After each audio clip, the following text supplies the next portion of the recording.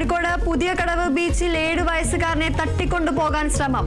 സംഭവത്തിൽ 2 നാടോടികൾ അറസ്റ്റിലായത് ലക്ഷ്മി, ശ്രീനിവാസൻ എന്നിവർ. തട്ടിക്കൊണ്ടുപോകാൻ ശ്രമിച്ചത് ബീച്ചിൽ കളിക്കുന്നതിനിടെ. CCTV ദൃശ്യങ്ങൾ കേരള വിഷൻ ന്യൂസിന്.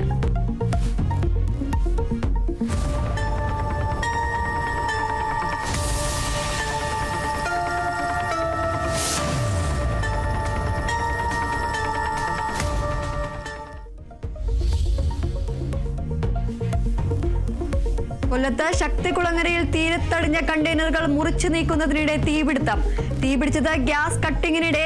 തീ പടർന്നത് കണ്ടെയ്നർ തെർമോക്കോൾ കവചത്തിൽ. ഫയർഫോഴ്സ് സ്ഥലത്തെത്തി തീ നിയന്ത്രണ വിധേയമാക്കി.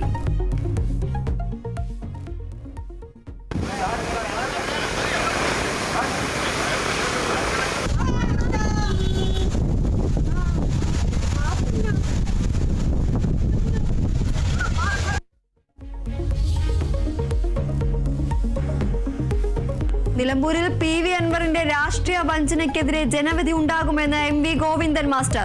2 തവണ നിയമസഭയിലെത്തിച്ച LDF-നെ അൻവർ പിന്നിൽ നിന്ന് കുത്തി. അൻവർ UDF-ന് കീറാമുട്ടിയെന്നും CPIM സംസ്ഥാന സെക്രട്ടറി.